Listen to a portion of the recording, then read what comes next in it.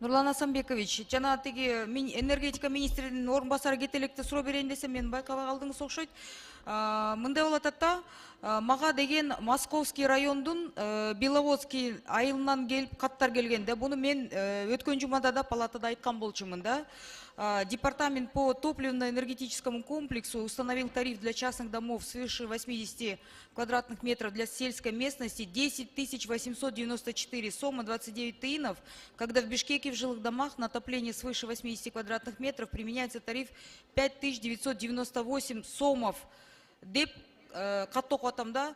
Анан ушу элге Московский райондо өкүлчүлүктөрүн жөнөттүрүп, эл менен сүйлөшүп, эмнеге мындай чоң айырма болуп атат? Анткени 5 эсе чоң, абдан чоң мындай счеттор келип атат. Мурда 8 миңден төлөсөк, азыр 20, 40 миң, 50 миң сомго жетип атат деп эл арасында суроолор көп болуп атат. Алмаз Акунжанович, буну мен палатадан да уже 2 жумадан бери айтып атам.